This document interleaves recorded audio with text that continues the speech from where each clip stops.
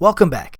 So in this video, we'll be looking at the remainder of our top 7 social media platforms. Let's have a look at Pinterest. Pinterest has 100 million users.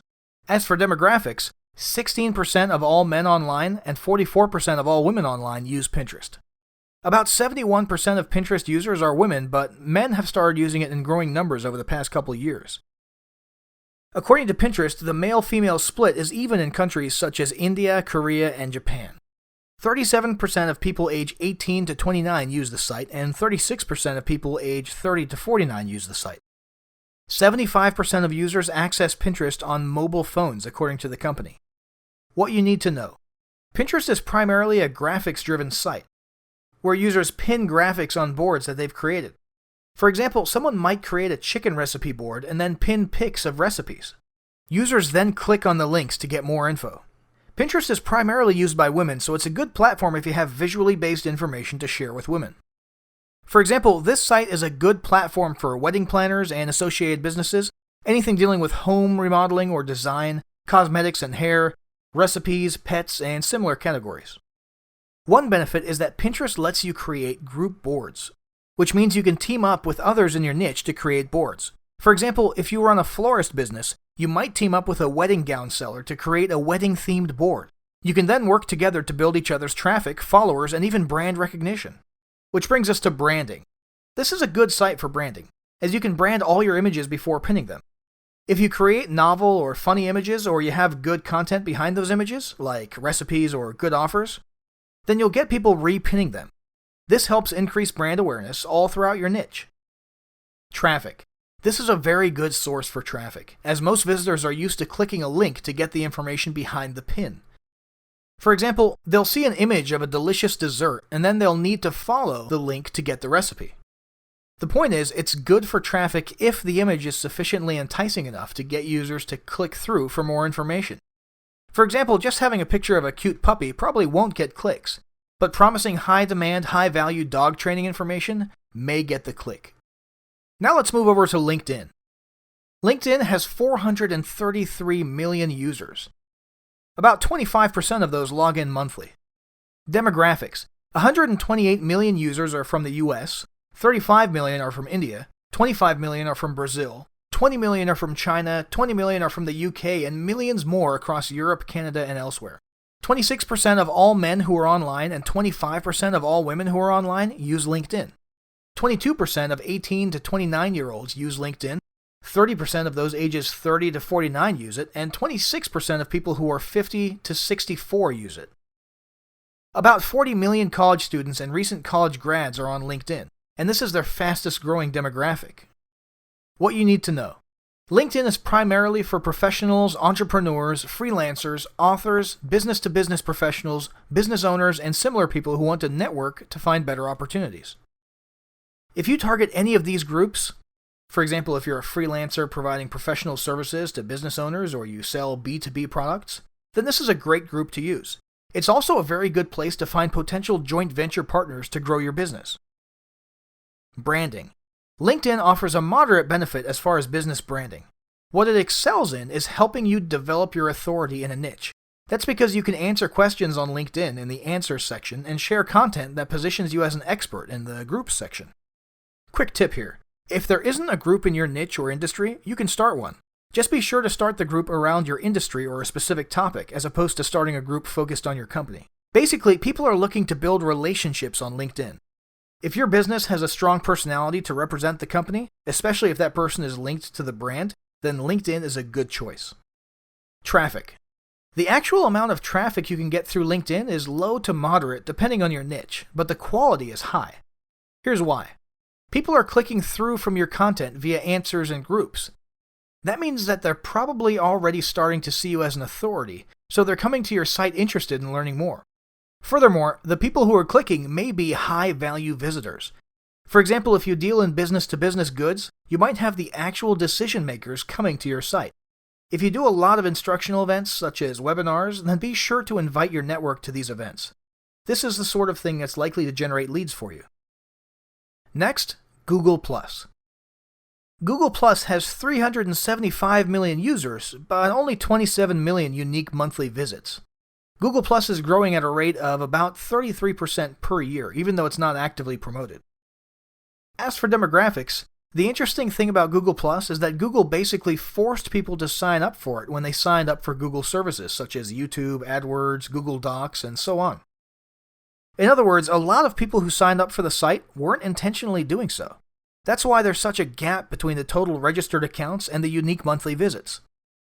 Here's what we know about Google Plus's users. 26.3% are female, 73.7% are male, 55% of users are from the United States, and 18% of users are from India. Brazil, the UK, and Canada round out the remaining 5% of users with single-digit percentages. Many of the people who use Google Plus tend to have careers in technical fields, such as engineers, who make up 29%, developers at 17%, teachers at 15%, designers, who make up about 14%, software engineers at 12%, and web developers at 5%. What you need to know. The demographics tell you a lot about who should use this site and how you can benefit. Basically, if you have a predominantly male audience, especially those in technical fields such as engineers, then Google Plus is a good choice for your business. Google Plus is also a good choice if you're using other services such as Google Search. That's because Google's search engine algorithms take social media, and especially Google Plus, into consideration as a ranking signal.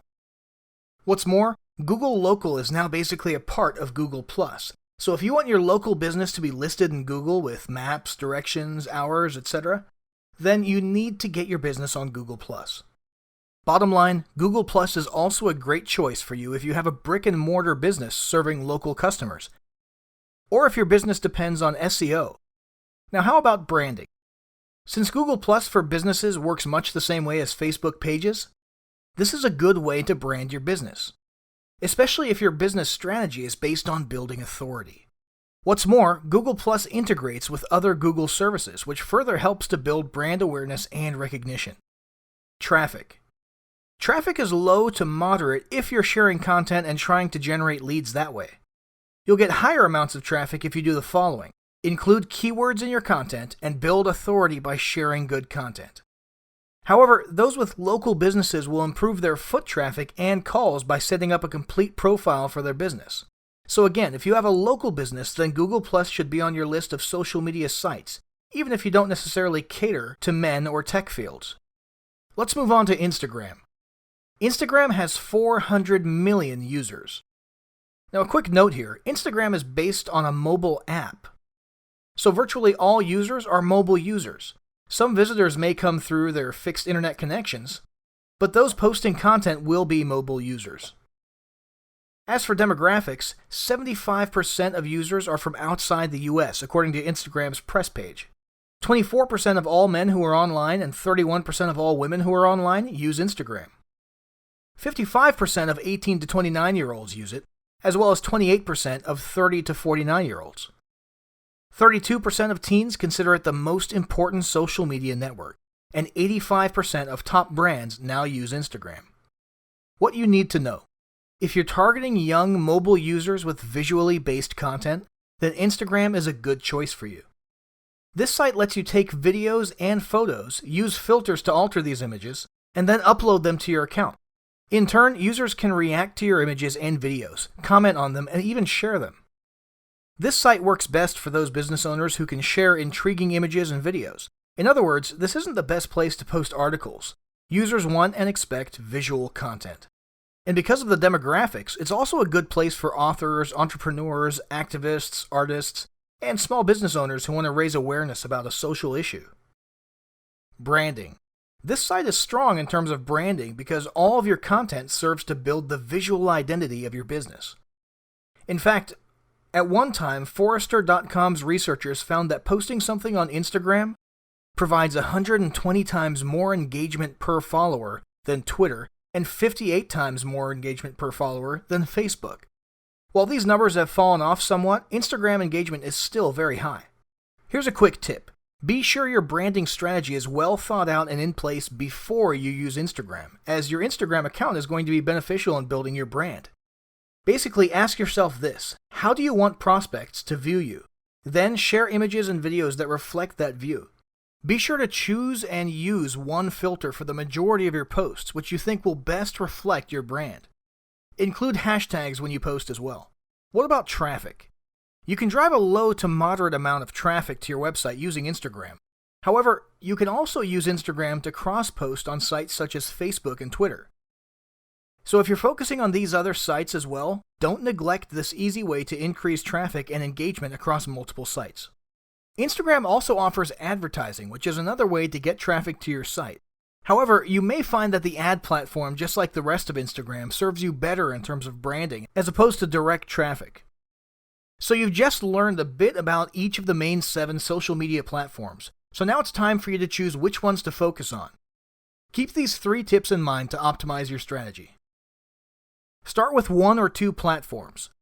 You don't want to spread yourself too thin, nor do you want to waste time building platforms on sites that really won't produce good results for you. That's why you need to focus on just 1 or 2 sites to start. So pick your top 2 based on your customer profile and your business goals. For example, if you're targeting young people and your main concern is branding, then Instagram is a good place to start.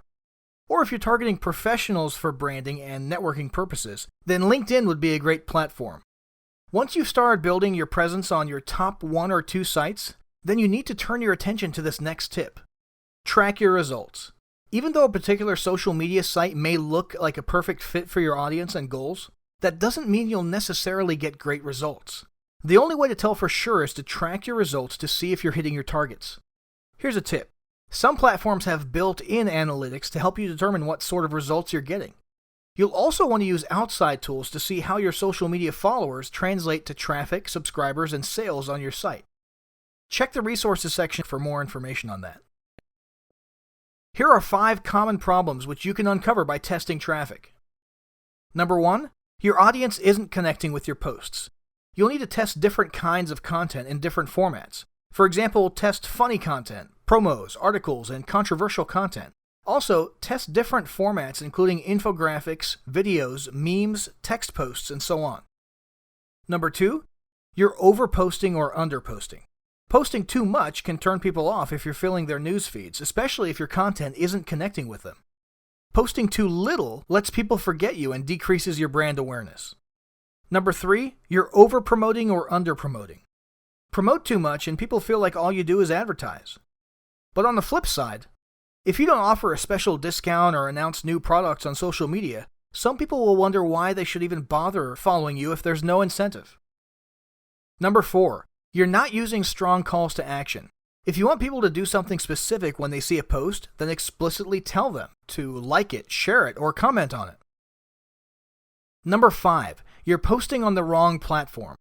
Perhaps your audience isn't engaged on this particular platform and you'll get better results by focusing elsewhere.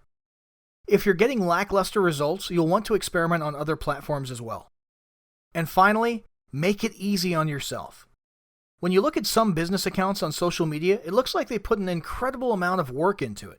It might even look like they've hired a dedicated social media person just to post content to a platform. A big business with deep pockets and an owner who has never read this book might be doing exactly that.